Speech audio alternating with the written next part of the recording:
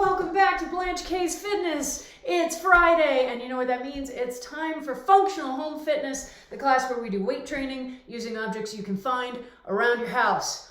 Woo! Yeah, you could tell that I had a really productive day at work today, which is good, but it definitely, I was sitting on the couch and, really focusing for a while. So now I have all of this pent up energy, and it's ready. It's ready for class. It's ready for some weight training. Hello, everybody. Welcome back. I hope that your week has gone well. It's been a pretty good week. You know, February is a weird month, and I feel like many of us, if pop culture is to be believed, and frequently it does hit upon tiny truths at the very least. I feel like many of us tend to struggle in February for various reasons. It's sort of the month where we are most aware of winter, and it's, cold weather has lost its newness and freshness and become a little overwhelming. It's a month where, yes, it's getting lighter longer, but it still feels kind of dark for much of the day. It's a weirdly hard month, I think. And this year, frankly, is even harder because we are fast approaching the 1-year anniversary of the major COVID shutdowns in the United States, at least. I think obviously they had started in other places sooner. But in the US, March 13th was the big day. And, this time last year, I am not a psychic, obviously. I had no idea what was going to happen, but there was definitely a lot of sort of lost potential in the air. And, I had my last trip out to Seattle, and we were already getting kind of anxious about traveling around people. I remember standing in the security line and someone was coughing behind me and just going, that makes me feel oddly uncomfortable. A friend of mine from college died a year ago today, I believe, which is just, I can't even wrap my mind around that still. And of course, because his death came right before everything shut down, not only has it been more difficult for those who knew him well to process, but also his service, his funeral had to be postponed and still hasn't been able to happen because of gestures vaguely at everything. So yeah, I was thinking a little bit about where I was this time last year and how strange, how different everything is. And, in many ways, things have changed for the better, for me at least. But not in all ways. And it's just really fascinating to have such a specific historical point to look back on, and to know that it's coming up, and to look back at the person who I was a year ago and what my hopes were and what my dreams were and what the structure of my life looked like, and to be like, all right, I needed to hang tight because everything is about to explode around you very soon. And it's going to start falling back into place, but it's going to be hard. It's going to be really hard. And those are the moments, where you get sad for your past selves, for what they were going through, or what that they were about to go through. And that softens with time, but it's still, every once in a while, I just sit back and I go, I think back to specific past versions of myself that I know are about to enter into, darker periods of their life, and just go, I know she'll be okay, but I also know that she really needs some support right now. So, yeah, I'm sure that many of us are doing something similar, particularly because we all have that touch point in common. You know, it's remarkable. There are very few times where this kind of cultural, societal, civilization-wide touch point hits all of us in the same way, or in mostly the same ways. And yeah, it is definitely a hell of a thing to think about. So if you, like me, are feeling a little introspective about that, yeah, it's a weird time. And the next couple of weeks, I think, are gonna be hard. You know, no other way to say it. I think they're gonna be hard because it's been a year, and that's wild. That is just absolutely wild.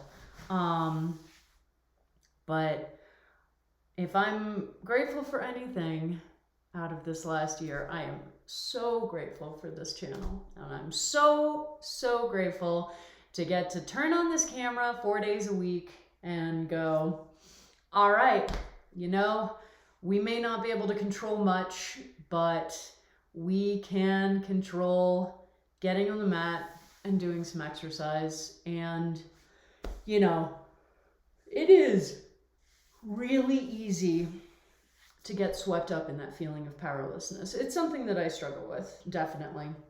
And I think a lot of, you know, former gifted and talented kids struggle with, but like, hey, you know, I think very few people like the feeling of being completely out of control of the factors that are impacting their life. I don't think anybody particularly likes that. And we've had a lot of that in this past year. And that's the thing that I think weighs heaviest, you know, whether or not you've been personally impacted by COVID, whether or not you've been economically or professionally impacted by it specifically, you've still been impacted by it. You've still experienced that complete loss of control over, you know, the likelihood that you are able to maintain your health, your ability to travel, your ability to literally do something as fundamental as hug another person. And that's the thing that weighs on us. And it can be so easy to sink into that, especially when we're in survival mode, which many, if not most of us, have been over the last year, at least. You know, late stage capitalism is brutal. Many of us are just living in survival mode and not really realizing it. I have for years, absolutely. And when it feels like everything is out of your control, that can make it really hard to feel like there is a point to stepping on the mat and taking class. And it's very easy to say, oh, but that's a thing you can control, so definitely do that. That'll make everything better. Well, A, no. B, just because it is a thing you can control does not mean that it is an easy thing to do, okay? Particularly with the psychological stresses and impacts that we've all been under. You know, but if you're here with me right now, then hopefully this class has helped you to be able to take that point of control in the way that it's definitely helped me. And I'm very grateful for that. And I hope that it's been helpful to you as well. Good evening, my dear. Welcome. Welcome. I feel like I haven't seen you in a few days. Good to have ya. Good. I am glad. I am glad, my friends. And now, speaking of exercising, I'd say it's time for a pre-class checklist. Oh, actually, but before we do that, see, I got all excited. I picked up my mason jar. But if you are new, hello. Oh my gosh. Yowza. Yeah, gotcha. Hello, welcome to Blanche Case Fitness. This is our functional home fitness class. We do weight training, but not with gym equipment because many of us don't have that in the house. So I have a couple of advisories that I like to give to people who are new to class. One is specific to this class, and one is more general about free weight training. Specific to this class, we are using random things that you can find around your house. Tonight's menu for me is backpack filled with heavy books, which is awesome, but it also means that we're not able to load ourselves as deliberately as we can in the gym. We're not using items that have the amount of weight that they are specifically nicely written on the side. We're not using items that are perfectly ergonomically shaped to be easy for us to move through space. And so if this is your first time, I want you to err on the side of caution when you are choosing your items, at least for the first set of each exercise, okay? And maybe you get to the end of that first set and you go, yeah, that's about where I am. Maybe you get to the end of that first set and you go, ooh, I could definitely ramp this up. Then you can ramp up. Or you get to the end of the set and go, oh yeah, that was too heavy, and you can ramp down. Whatever. And as you get more used to the items you're using, it becomes a lot easier to figure out what you want to use for any given exercise. But as you're starting out, err on the side of caution, err on the side of lighter than maybe you think that you need, and then you can load up more safely. Second advisory, more specific to free weight training in general, particularly arm exercises, where we have one weight in one hand and one weight in the other hand, and we are moving our arms with the weights. We are not symmetrical creatures. We all have stronger side and a weaker side, and we have a tendency to think to ourselves, oh, well, I want to strengthen up my weaker side, so I'm going to load based on the capacity of my stronger side, and that will obviously, putting that extra weight on the weaker side will force it to strengthen faster. Well, no. What you're doing in that case is you're overloading a side that is not ready for that much weight, and you are forcing it to make unhealthy modifications and compensations to try to even move the weight through space. You are setting yourself up for injury, and you're not going to actually be nearly as effective in strengthening that arm. So always load based on the capacity of your weaker side, not your stronger side, all right? Because it's not going to kill your stronger side if it goes, all right, well, that's a little, lighter than I usually would be able to do. But that's fine. It's not like you're going to magically detrain strength just because you didn't use the amount of weight that this side is capable of using. But it is far more likely that if you overload your weaker side, you're going to injure it, okay? So safety first, safety first, safety first. Now the pre-class checklist. We got our water in whatever vessel we are using. I'm trying to hydrate better. I'm doing a pretty good job, I think. We got our comfy clothes on, whatever that means to you. Our mat or mat-sized space on the floor. And if you use a fitness wearable, let's turn it on not to high-intensity interval training today, but to just a traditional strength training setting. Our warm-up is more HIIT class, but the rest of the class is going to be strength training, so we don't need the high-intensity interval. And then make sure that you have your items. I've got my backpack, as I said. It's got a book on ADHD and a giant textbook that I used when I was studying for my personal trainer exam. So you know that it is ready to go. All right. And let's do our warm-up, not our pre-class checklist. We just did that.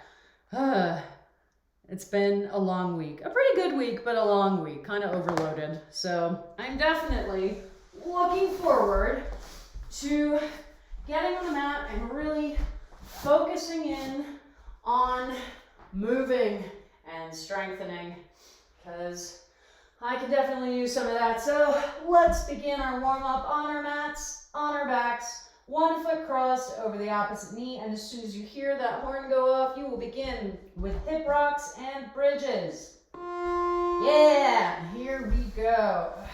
Yeah, yes, I'm wearing the pants that are too big for me that I'm going to complain about all class. Sorry. Sorry, it's a pandemic. I can't just go out and buy new clothing right now. Yeah, it's just been a week with a lot of stuff vying for my attention, and I'm sure we all have that experience, right? And it's definitely, I am looking forward to the weekend, but and going back to talking about being in survival mode, that is definitely where I have pretty much been for the last, I'd say, at least 4 years, in varying degrees. All right, switch feet. And this is the first time in a long time where I feel like I am in a much more stable position. I have found things that I really love and am passionate about to do, which is exciting. I feel like I'm taking care of my health much more than I have been in other points in my life, and that's really exciting too. And there's this opening up, this opportunity to start moving beyond survival mode, where it feels like every moment of the day needs to be focused on keeping yourself alive. And if it's not, if you do something like read a book or watch a movie or play a video game or something, then you're wasting precious time. And so it is wonderful to start to feel like I am coming out of that space. But it's also one of those things where you sort of look around, it's like you've been, living in the fallout shelter for 4 years, and you finally walk out the door onto the surface and you step blinking into the sun and go, what do I do? How do I do this? And for me, this is relaxing and taking space for myself and refreshing myself. We talked about this a month or two ago, about the concept of finding the things that actually refresh us, refresh our energy, our executive function, our decision-making capability, not just, falling into a loop of, watching a YouTube playlist or scrolling on social media and going, well, yeah, obviously this refreshes me because I'm not having to use my brain. I think that's the thing that I trip up on, is too often defaulting to this idea of, well, what will refresh me is not having to use my brain, whatever that means. And what I'm sort of starting to realize is that it's kind of the exact opposite. The things that fill me with energy are not the things where I just sort of sit and stare blankly. They're things where I feel really engaged with what's going on, like singing, or dancing, or writing, or taking a class like this and getting to teach. And but it's really easy for us to think, oh, well, I want to relax, so I obviously should do something that doesn't utilize those parts of my brain, parts of myself. And I'm starting to realize that that's doing me, my brain, and everything else a disservice. But habit is a hard thing to break. Habit is a hard thing to form, and once it's formed, it can be a hard thing to break. So just trying to figure that out, and trying to remind myself too that there's no magic bullet for this stuff, which is wildly frustrating, my friends.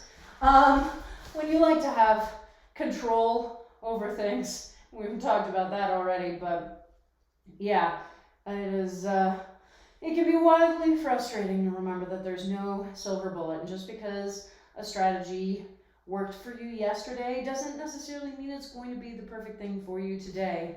And figuring out that line, figuring out not just a single strategy, but a toolbox of them, of things that we can turn to, and then learning how to turn to them, you know, learning how to go, okay, I need a break from my desk, from my work desk. I don't want that break to be more sitting.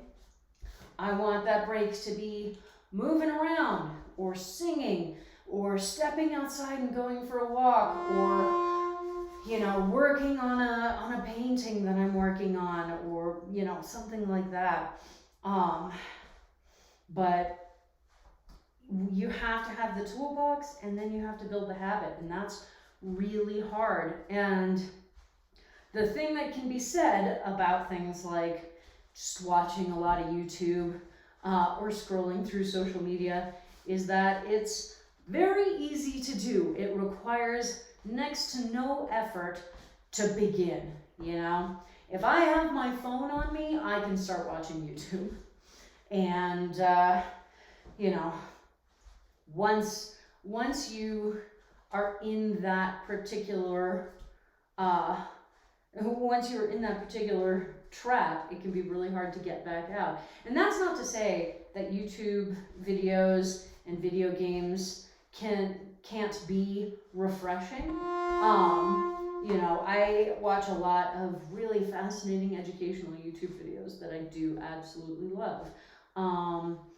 But that's not what we necessarily default to in those moments. When we're looking for comfort, you know, we are more likely to default to that highlights video that you've watched 100 times before, and you know, then just sort of go down that rabbit hole, and suddenly it's a couple of hours later and you're like, well, I don't feel more refreshed, and I haven't gotten done the things that I wanted to do, and now I've added additional stress because I feel like I am running out of time to do the things that I wanted to do. So it is going to be a process, and it's going to be, I think, a frustrating one, and just a hard one, because again, we're really bad at recognizing the validity of our need for time that capitalism does not deem productive. Capitalism is just the bane of all of our existences, my friends. And it is trying to convince you that by getting up and going and practicing a song on your ukulele, you are somehow doing something reprehensible. You're not, and any sane or just system would recognize that. But yeah, we are sure good at convincing ourselves that we are not allowed to do things that give us pleasure in order to recuperate and refresh ourselves. So let's see what we can do about that in 2021, my friends. Let's see what we can do about reminding ourselves to take time for pleasure, for the things that bring us joy and make us happy and energized, you know? And step one is, again, really examining, okay, what are the things I default to when I am feeling really, you know, low energy, like I'm struggling with the ability to concentrate or the ability to complete tasks that I'm trying to complete. What do I default to? And then going, is that thing that I default to actually something that is energizing me, you know? Or is it something where when I finish whatever I was doing there, I feel more stressed than I did the day before, you know? The day before, than I did the hour before, or whenever. Yeah. It is a hard thing to figure out, and I have a feeling I'll be working on it for the rest of my life, which, you know, I can basically say about everything. But that's okay, because, again, we're not trying to hit a summit where we're like, okay, I have achieved all of the things, and now I'm gonna just, sit here, never learn a thing again, never have an adventure again, you know? We should be excited about the opportunity to learn and grow and change over and over again over the course of our lives. And yeah, it can be really hard. It can be really tiring. And sometimes growing and changing means confronting and acknowledging parts of ourselves that we don't like to look at, you know, because we're scared, or because we know that they are unhealthy, or that they have caused harm to people that we care about. And we don't, you know, it's hard to come to terms with that. But let me tell you, I would far rather ensure that I am constantly working on learning and growing and changing over the course of my life than, you know, finding a specific stage of existence and then going, all right, now I just need to coat this in amber so it doesn't go anywhere, so that nothing ever changes again. That seems wildly unpleasant. And yeah, I would rather live a life where I know less today than I will know tomorrow. And I am, you know, always striving to be a better person, a more inclusive person, a less harmful person tomorrow than I was today. And yeah, I think if we can do that, if we can all work on that, work towards that, both individually and collectively and societally, you know, and that's the thing that we have to remember whenever we're talking about improvement, is not just focusing in on individual improvement, because we are not islands. We are not lone entities, you know, ships passing in the night. We are products of our time and of the environment that we grew up in, and we have a lot that we need to deprogram from that. And so when we look at this stuff for ourselves, we need to also look at this stuff for our societies, for our communities, for the people around us, the people we are interacting with, the people that we love, the people who are supposedly representing us in the halls of governance. You know, it's really important. All right. We are almost done with our warm-up, my friends. Just one more thing, and that's burpees. Oh yeah.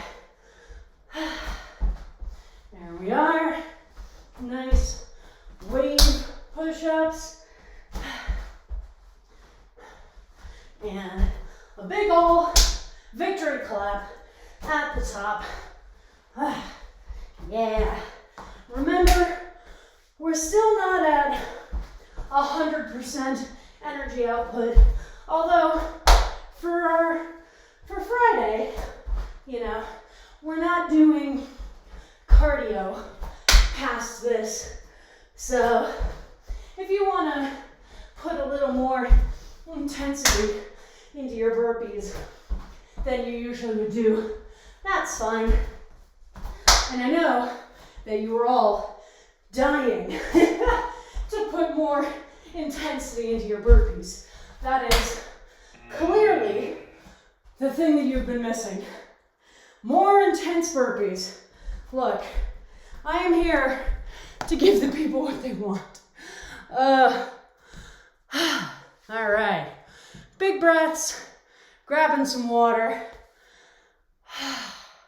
and getting ready to hear the menu.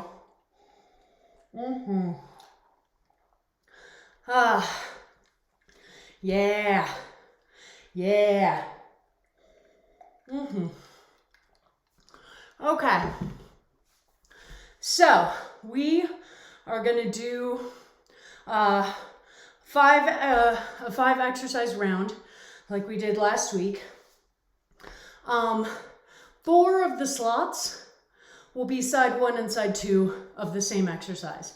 And then there'll be a 5th exercise at the end, okay? But 4 of them are gonna be, we do side 1 of this, we do side 1 of this, we do side 2 of this, we do side 2 of this, and then we do our lone exercise at the end. All right. So, for our legs today, we are going to do split squats. And normally in the gym, I would have a kettlebell and hold by either side of the handle. For home gym, I tend to use something like a backpack, something I can really grip with both hands from the sides quite easily. And we're just holding it in front of us, so we don't need to be able to move it around through space. So I'm going to take this position. So I've got most of my weight, it's almost evenly split. One leg behind me, heel off the floor, and we are going to squat down into a double bent leg lunge, and up and down and up and down and up, okay? And then we'll do the other side. Second exercise is going to be, we're going to do dumbbell presses, but one side at a time, because again, not everybody has 2 objects at home that are the same weight and also the same shape. So frequently, I'll modify things to use one big weight or to do one side at a time. So we're going to do a dumbbell press, which if I was using a weight, I would just use a dumbbell and press it up like that. But I'm going to use instead a backpack or something with a top handle. I'm going to let the bag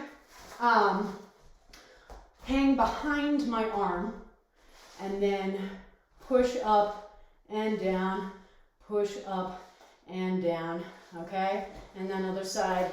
And then our 5th exercise, or 3rd, depending on how you're counting, is core. So we are gonna do the oblique side to side, which I think we did last week, or maybe 2 weeks ago. But, so we're in that pike position, and if your legs, if your toes point lower down, that's okay. Just keep your legs off the ground and try and keep your thighs closer to your torso. And again, holding that bag or that kettlebell And we just bring it over here and then over here. And we just go side to side, generating the twist with the abdominals and obliques. Alrighty? So split squats. And we'll do split squats, side 1 and 2, dumbbell press, side 1 and 2, and then the oblique side to side, okay? So let's see, we're gonna have our usual 2-minute interval.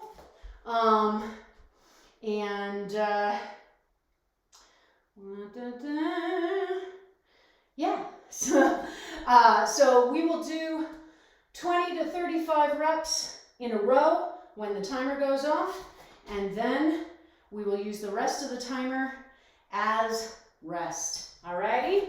So, everybody get your equipment, get on your mat, get prepped in position, and go. So, one of the big things to check in on right away in split squats is how that lunge form looks, okay? Because you want to make sure that the front knee is not pushing forward past the toes. You want that shin, losing my balance. You want that shin to be as perpendicular to the ground as possible. So that may mean that you need to take the back leg farther back than you think you might, okay? So test it out, find that position, and then keep going, all right? And we're not moving the weight around, which is helpful. Keep that core engaged though. That's gonna help you to manage all of the weight and all of the movement and the balance, because it is a balance. And you saw me lose my balance there, right? We've got our feet kind of far away from each other, so we're not starting from a stable position, and we are not ending in one either. So you really want to make sure your core is engaged to help maintain that balance, to make sure that nothing is going off on its own, trip through la la land, and getting in the way of the exercise. Alrighty? And then we rest, we drink water, we can stretch out during these times, you know, whatever you want to use the time for. If you just want to stand around until it's time to pick the bag back up, go for it. That's totally fine. Whatever you choose to do. Just now, you heard the knocking, so start, find that position, and then go from there, all right? And again, we want to check in on that form each time. Each time we start, we want to make sure that the form is still there, is still strong, okay? Because that is the foundation of everything that we're doing. And by starting there, we learn what it feels like in our bodies when we have that form together, right? We learn how that feels. And that is hugely important, because then when you're learning a new exercise, it doesn't take you as long to figure it out.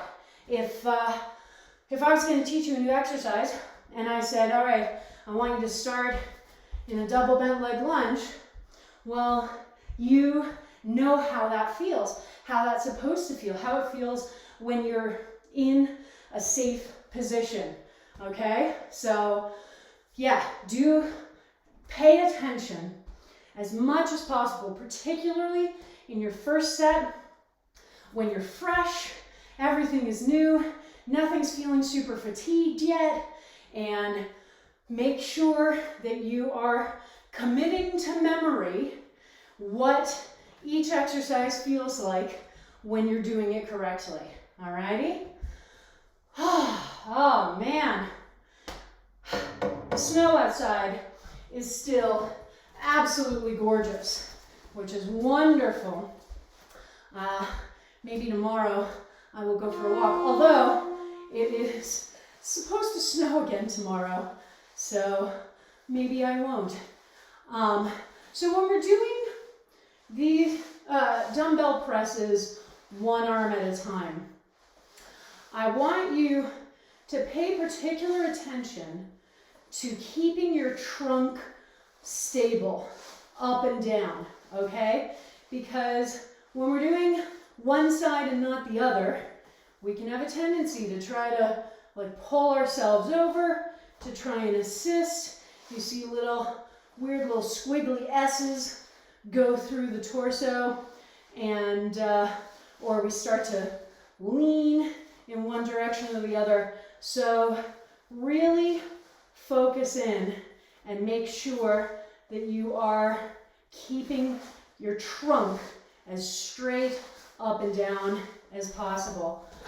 The other thing that we have to pay attention to when we're using unconventional equipment, again, I touched on this slightly, but gym weights are designed to be very symmetrical so that you understand, without having to think about it, where the center of gravity is and where it will be at all times, and how much weight pull is going to be over here and how much is going to be over here. When I'm using something like this bag is a weird shape. It wobbles in the air much more easily, so its center of gravity has much more of a tendency to shift. So I have to really pay much closer attention to safely moving it through space. And then we haven't even talked about, it also has weird tactile impacts, I'm basically rubbing the backpack up and down my bicep right now, or my tricep rather, and that's not particularly comfy. So we have to keep all of that in mind when we are using our home equipment. And that's another one of the reasons why, if this is your first time, I want you to be cautious.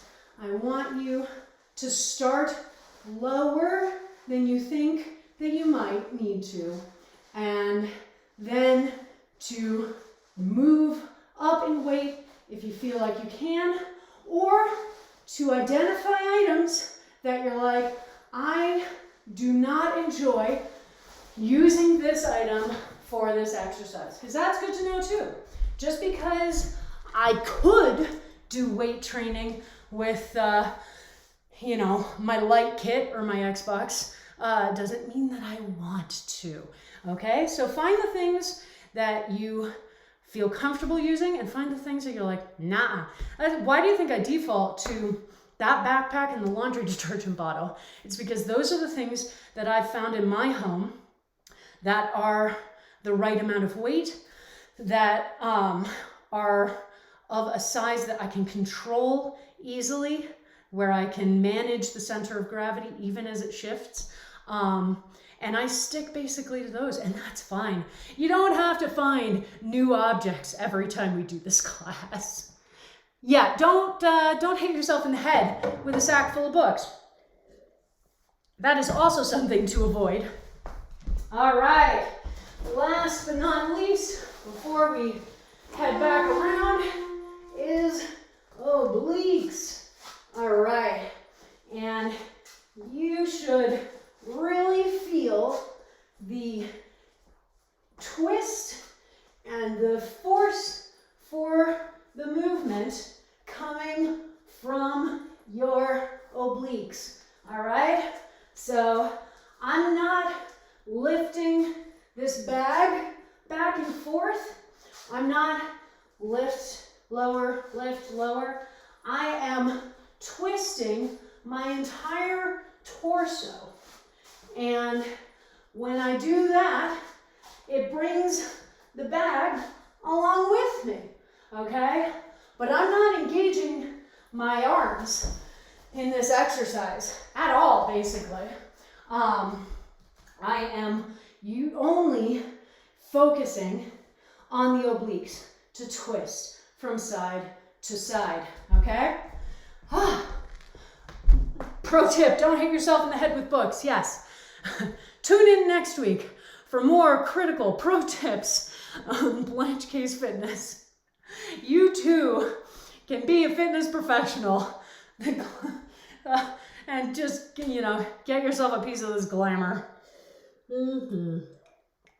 Oh my God. It feels good. It feels good to move and exercise. Yeah, I enjoy the days that I feel like I can really hunker in and focus on what I need to get done.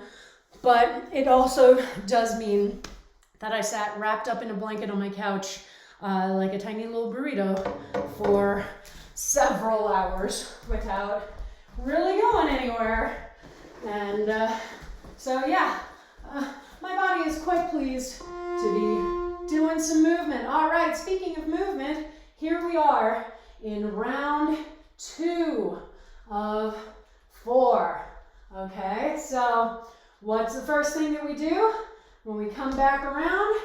Well, we check back in on that form again.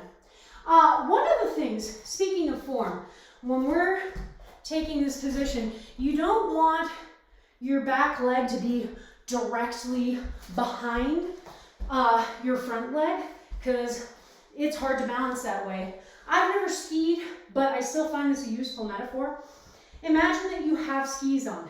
That is going to limit your ability to move one leg in front of the other, because you've got this long thing, okay? So you want to sort of, if I started in a standing position, you want to move your leg forward as if it's on a track, okay?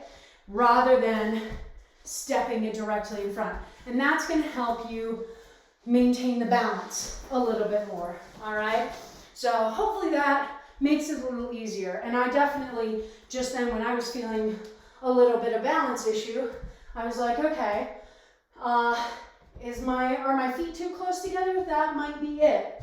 And shifted my front foot over, and that definitely helped the process. So yeah, I think that's a form tip that I can't even remember the last time I did split squats in class. So this might actually be the first time we've even done this exercise, in which case I definitely haven't given you that form tip before. So pro tip, but it's the same tip that I would want you to use for goblet front lunges or the alternating front back lunges, and those are things that we have done many times. So same thing applies.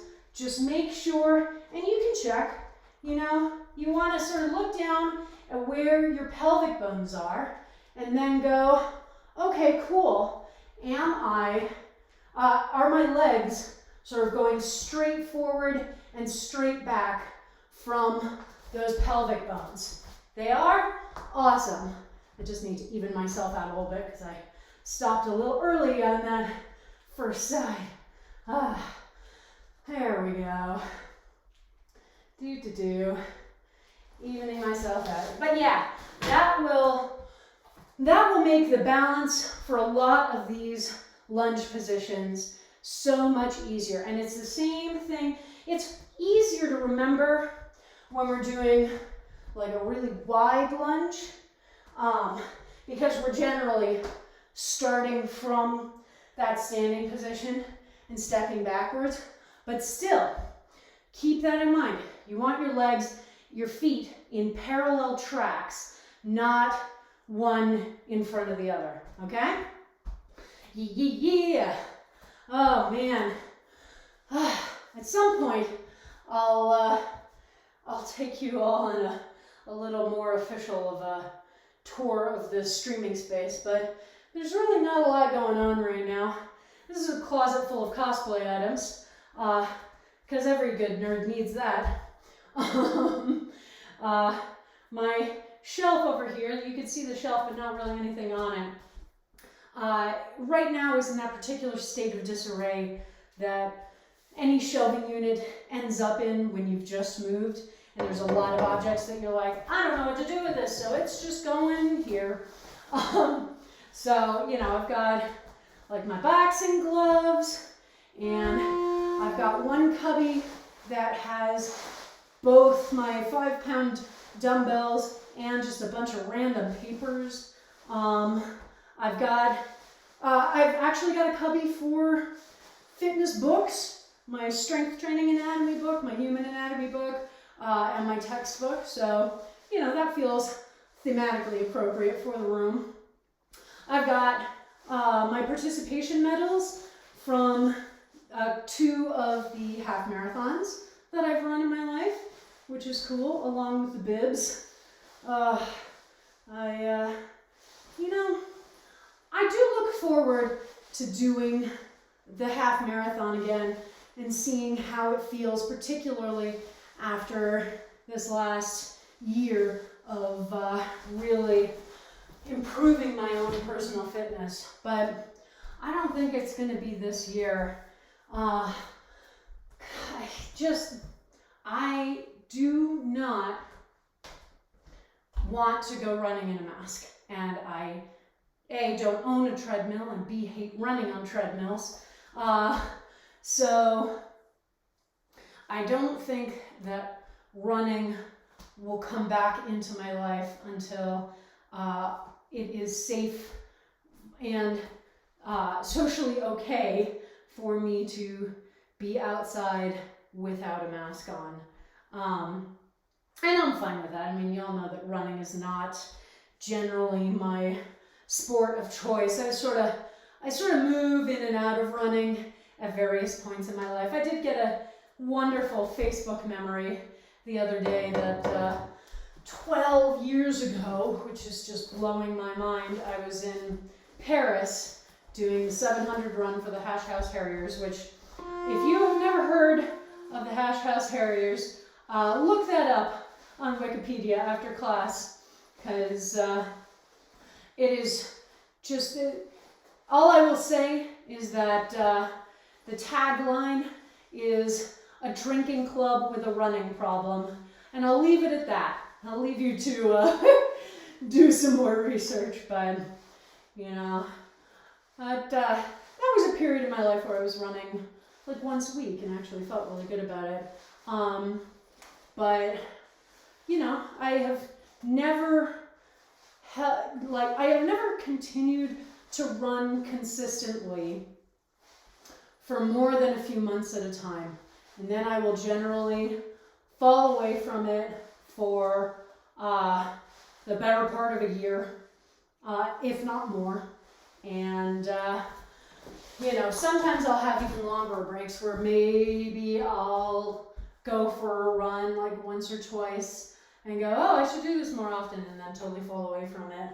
My last 2 half marathons, I have really not trained, and that's not healthy. Please don't do that. Training for, you know, 13.1 miles of running is actually a good thing to do. And yeah, I do not advocate for it. I don't really have an excuse. It's not something I'm proud of. It's not something that I am glad I have done. And I hope that you don't follow that example. But it also means that for the last couple, it literally basically has been that I'll run the race and I'll go, whoo, all right, that was intense, you know, I'm gonna take this week to relax and sort of rest up after that massive race, and then maybe I'll start integrating running back into my schedule after that. And instead, suddenly it's a year later and I'm like, I appear to be at the starting line for a half marathon that I haven't trained for. Whoops, that's not great. So yeah, fun times. Fun times. Oh man, We've been doing a lot of good core work these last few weeks, my friends. How are your cores feeling? I definitely have had more muscle soreness in the last week or two than I have had in a while, which is a lot of fun, but also means that every once in a while I've started class and I've started doing something and then gone, ow, that hurt. So yes, I hope you've been enjoying it. You know how much I love core exercises. This isn't news to any of you, but hopefully you're feeling the benefits too. Yeah. Hey, all right. Well, yep. I don't advocate using your butt as a sled unless it's in very controlled circumstances. But B, hooray for well-padded butts. You know, and that's the thing about improving your fitness, about taking classes like these, learning more about how your body moves. There are a lot of practical applications, and one is you get better at not injuring yourself when you take unexpected tumbles in the world, we'll call it. So, you know, I remember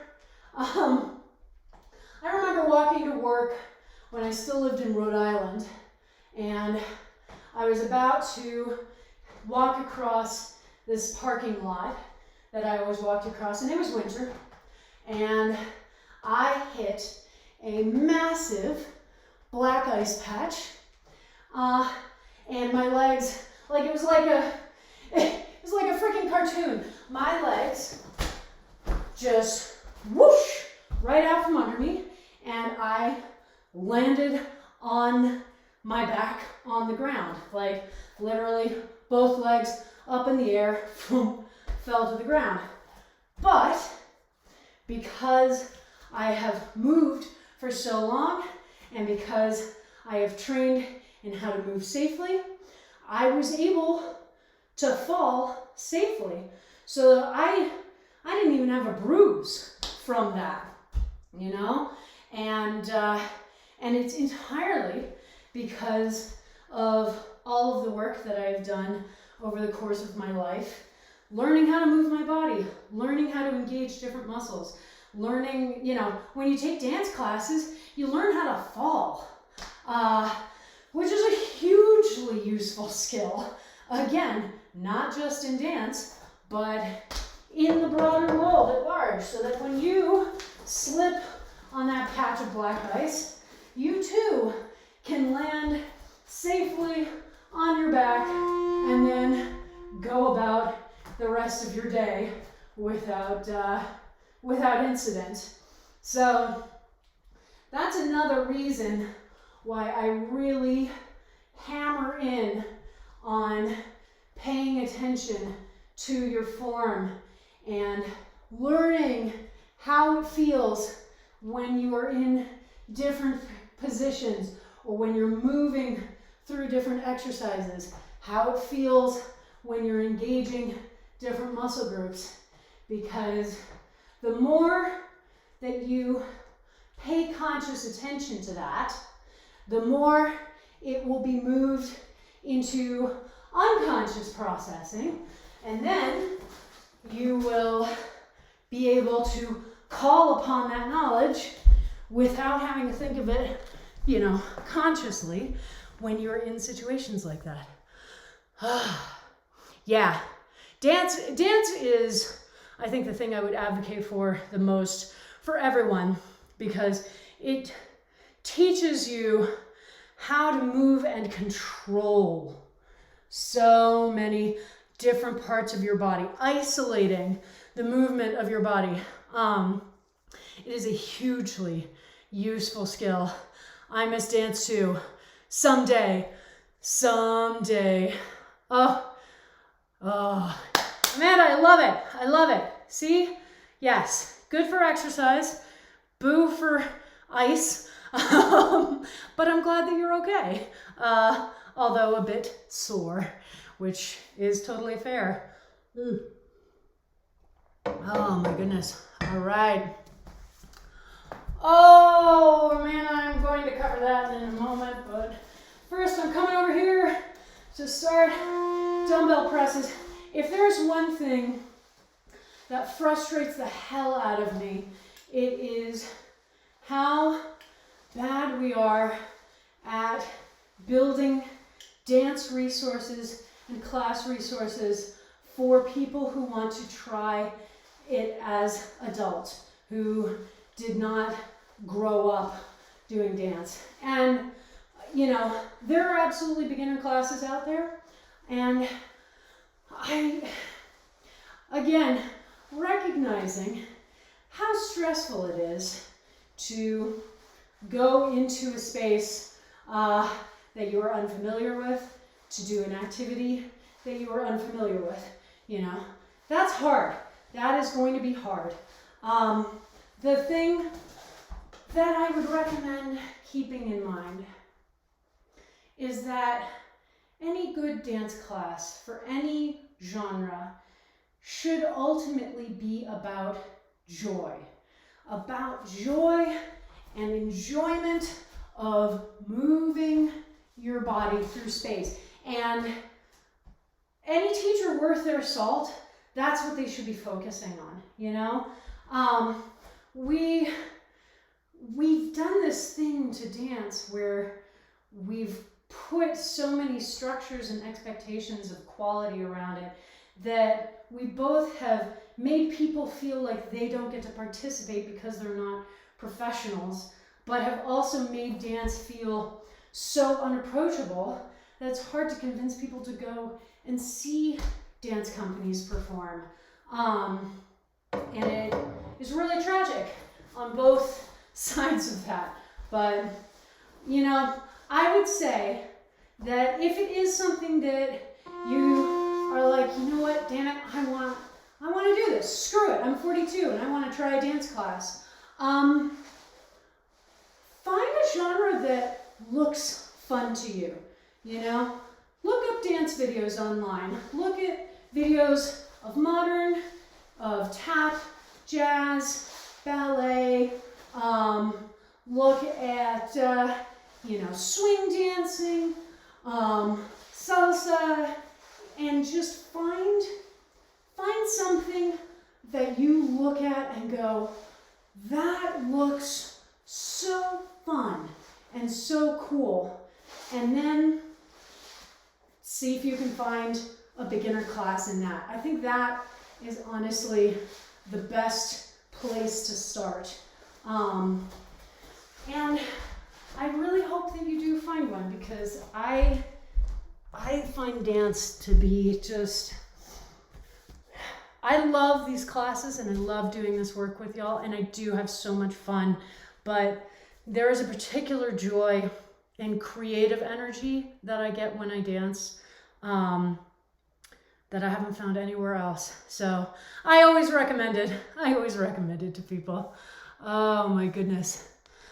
Oh, good conversations. Good conversations in the chat. Oh, tap is super fun. Tap is super fun. Tap is a dance style that I came to as an adult. And I haven't taken it in a while, but I was taking it relatively intensively in North Carolina. Jeez. And tap is super fun. It is fascinating to learn because, again, you want to talk about isolating different parts of your body.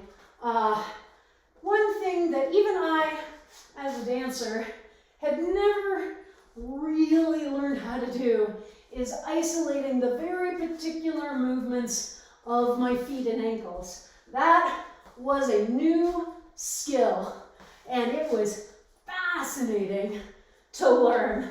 I highly recommend it. It was a lot of fun, but yeah, it was definitely, when I started out, I was like, oh, interesting. This is not nearly as intuitive to me as other forms of dance that I have begun at later times in my life. Yeah, it is far more about rhythm, and it is far more about body control. It's fascinating, you know. There can be greater or lesser participation of the rest of your body depending on the style of tap that you're doing, depending on, you know, the school of tap that you are working in.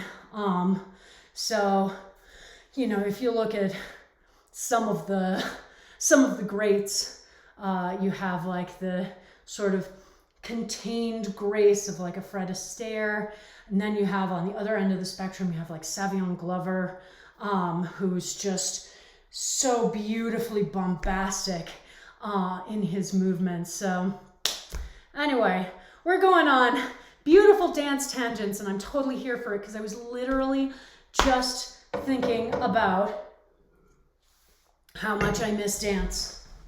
So very much.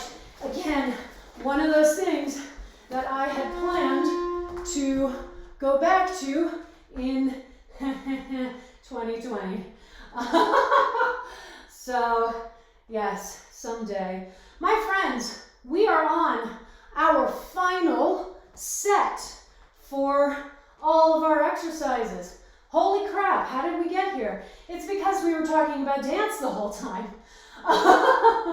But yeah, so check in on your form. This is the last time that you are doing all of these exercises. So make sure you know where you are. Make sure you know where your feet are positioned. You know where your knee is on that front leg, and that you are feeling good as we close out this fabulous functional home fitness on a Friday. Whew! All right, I'm done. Sorry, not sorry. But yes, I highly recommend that everybody try a dance class at some point in their lives. And, you know, honestly, I will extend that more broadly. I recommend, in keeping with the theme of lifelong learners and constant curiosity, I recommend just trying new activities as you go through your life. And, you know, maybe you find something and you're like, oh, that's amazing. I really want to dig into that. Maybe you find some things that you're like, ooh, that's really fun, but for X, Y, or Z reason, I don't feel like I have time for it right now, but maybe later in my life. Or maybe you find things that you're like, well, I'm glad I tried that once so that I never have to do that again. Spin class is one of those for me. I tried a spin class years ago. Gosh, again, when I was still in Rhode Island, I think. And the instructor had a little bit of that boot camp quality that y'all know that I hate. And I definitely just got out of that class and was like, no, that is not for me.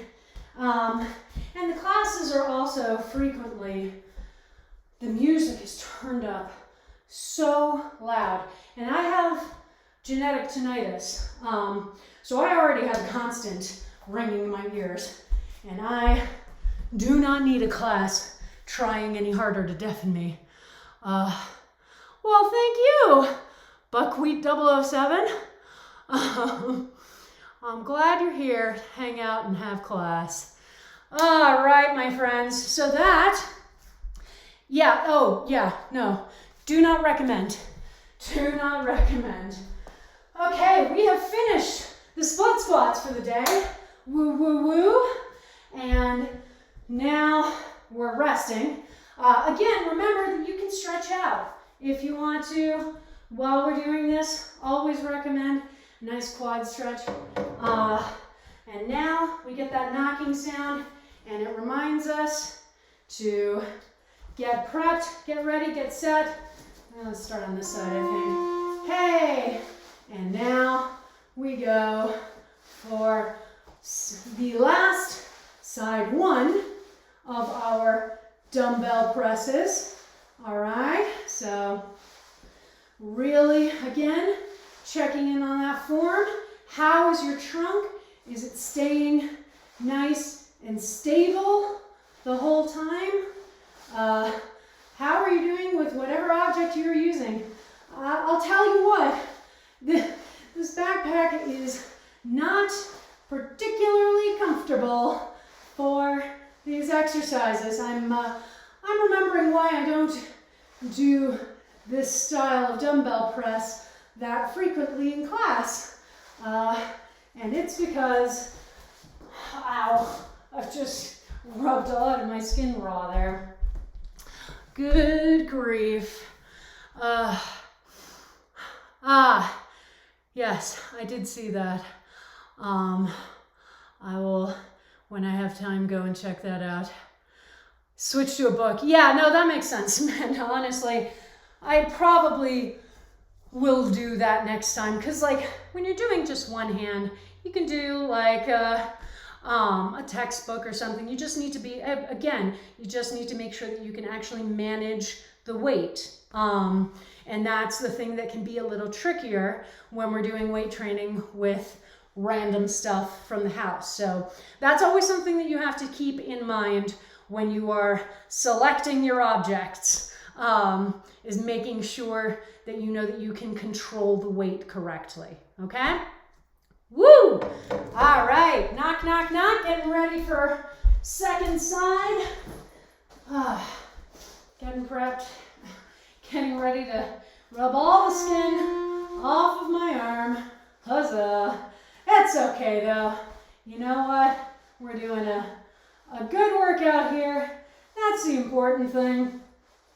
Enjoying ourselves, right? Alrighty. So, finishing out, again, checking that form, making sure, again, hanging on to that core, engaging that core, and engaging the glutes as well. That's all going to help to stabilize the trunk. So you're really just focusing the movement from the shoulder and elbow on the working side, okay? So that we're not trying to maintain any other parts of this balance, okay? All right. Whew. Shake my arms out a little bit. Yeah, there we go. And don't forget to drink water. I know we're almost done with class, but I hope you've been drinking water this whole time because it's important. It's very important, my friends. A bottle of bourbon sounds perfect. Yeah. The thing with bottles with alcohol or any sort of liquid is just making sure that you've accounted for the fact that liquid can move inside the vessel, and that will have an impact on where the center of gravity is. So like as my laundry detergent bottle has gotten lower and lower, I've had to pay more and more attention to that as it gets lower and lower, because the liquid inside has a tendency to slosh around, and it's very viscous, obviously, because it's detergent. All right, my friends, here we are, our final set for today, our final run of our oblique side to sides. Loving it. Check in. Make sure it is still your obliques, your abdominals that are generating the movement. Make sure that you are still just holding that weight steady and twisting your torso from side to side to move the weight rather than lifting and lowering using your arms, okay? So checking in on that. As you know, you don't need me to get back on my high horse about how it's very easy for us to compensate for weak core muscles using other areas. Y'all know that spiel by now. All right, my friends. Well, I'm done with my set. We're gonna let the timer run out, obviously, because not everybody goes at the same pace. So you've got about 45 seconds left. And if you've finished your set as well, obviously, you can shake out, you can stretch a little bit, and we'll do just a little bit of stretching once the timer goes. So, rest, relax, hang out and chat, enjoy some water. I'm gonna enjoy some water, dang it. All right, here we go. Hey, oh my God, yeah, is he, he's almost out of here. Wow, good to see you though. Buckwheat 007, no, I am not partnered by Twitch yet. I'm gonna be hitting affiliate very soon. So that's our current channel goal, but we're also pretty chill about it around here. Alrighty, my friends, we are done. Woo! Let's just stretch out a little bit. My calves are feeling some things, which makes sense because we were doing the split squats. So let's do our calf stretch against the wall. So find a convenient wall, and you want to put your hands against it because we are going to take one leg behind us. So we'll let the front knee bend, and we're going to have a little bit of a lunge, keeping the back leg straight. Our goal is to drive that heel all the way down to the ground to really intensify the stretch of the calf. And you may need to move your leg different places, and you may get here and be like, I can almost get there, but not quite. And that's when we push against the wall, add that little additional force, and we intensify that stretch. You want to move slowly, not trying to push yourself down really violently, because again, whenever we're doing these static stretches, we want to move into them slowly so that we do not tell our brain to activate the muscle, because what happens? Then the muscle tries to contract, and that is not what we're doing. We want the muscle to lengthen, but our muscle fiber, when it's activated, is always going to try to contract unless we are very gentle, all right? So we've switched to the other side, and again, in keeping with the we're not symmetrical creatures theme, you may find that you can take your leg farther back, not as far, or you may be about even. Just enjoy that nice stretch. All right. Stand back up. Let's just roll over the tops of our toes a little bit. Because again, in that split squat, we're up on the ball of the foot for that back leg. So there's a lot of this motion. So let's just sort of reverse it. You feel that stretch coming up the top of your foot and going up your shin. We're not putting like weighted pressure on it. All of my weight's still on the standing leg. So I can really just determine, all right, I'm going to push down a little bit more on the leg, but in a very controlled manner. And again, you can just go back and forth, side to side. We don't have to hold that for too long. Let's do a standing quad stretch. I know I've done that through class today, but it's a nice one to do. So just one hand on a wall, a counter, anything to hang on to and manage your balance. And you're going to balance on one foot. You're going to take the other foot into that hand and pull the heel into your butt as close as you can get it. Really intensify that stretch in the quad. You can obviously do this as just a balance and a stretch, but I recommend having a hand on the wall anyway, just because if I'm trying to concentrate both on managing the balance and on intensifying the stretch, I'm not going to be as effective at either of those tasks. And we really want the focus to be on stretching the quad, all right? So let's do this on the other side. And again, if you really want to do it just as a balance, go for it. You can.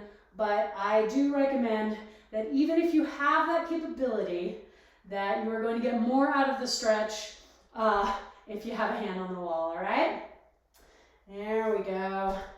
And now let's just let our arms shake out, swinging forwards and backwards a little bit, and feeling that nice movement in the shoulders. And then we'll take one arm up and across the body, hold it right above the elbow, and just pull it flat into your chest, okay? Just feel that stretch in the shoulder and going into the top of the tricep a little bit, alrighty? Nice and relaxed. Excellent. Excellent, excellent. And then you can release that, let the arm swing a couple more times. Bring the other arm up, same thing.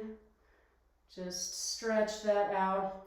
We don't do as much intensive static stretching after class on Fridays because we're not warming up our muscles in quite the same way that we are in our cardio classes. And static stretching is much safer if we're doing it at the end of a class where we've really warmed up the muscles intensely. So this is about where I like to keep our stretching sequence on Fridays. Just a little bit to work through the areas that we really focused on. And oh my goodness. My friends, it's so wonderful to have you all here tonight hanging out and chat. We've got a new friend with us, and that's been absolutely lovely. You're fully aware of it. Oh, look, okay, you know what, people? I have one goal. I have a fever, and the only cure is making you aware of your calves. And I'm going to make you aware of your calves every damn day if it kills me. You all have great calves. I just want you to appreciate your calves the way that I appreciate my calves. Sturdy Midwestern farmer calves. Look, those are awesome calves. Oh my God. See, look, you just be glad that we didn't do calf awareness today. So you can get out of class only being partially aware of your calves. Oh my goodness. Y'all love me. Don't even deny it. Because we're having fun. And that's really, at the end of the day, no matter what we're doing, fitness-wise, exercise-wise, you should be having fun. You know? That should be our goal. And that's always my goal here. So I am glad that most of you are having fun. Yeah. Oh, my friends. It's already 7:20. My goodness. Time to watch WandaVision and have some dinner. We've got one more class left this week. The fabulous weekend kickoff tomorrow morning at 9 a.m. Mountain Time. It's our awesome strength and stamina focused bodyweight class. One of my faves. So definitely come and join if you are able to, if you're awake. Not that that was a pointed dig at anyone in particular in this chat. You can follow me on Facebook, Twitter, and Instagram. All of those handles will be in my end cards, but they're all variations on Blanche Case Fitness. My YouTube channel is where I upload all the VODs from these streams, so you never have to miss a class, even if you can't make the live cast. So definitely head over there and subscribe. If you want to help support me financially in making these streams, I do have a coffee account at Blanche Case Fitness, and your donations are always very much appreciated. And if you want to help keep growing this channel, getting us to Twitch affiliate, we are almost there, and I have a feeling that today is going to get us a lot closer. Please do follow the channel, tell your friends, loved ones, coworkers, anyone looking for an awesome class. I stream 4 days a week. I love what I do. We have a great community here. We have so much fun, and I just want to keep doing it. So yeah, let's keep having fun and working out. But for now, make sure that you finish all of this water right here. Make sure that you have a wonderful shower. Post-workout shower is a critical part of the process. Make sure you have some food to start replenishing those glycogen stores, especially if you want to come to the weekend kickoff tomorrow morning. And I will see you back here tomorrow. Mwah. Have a great night.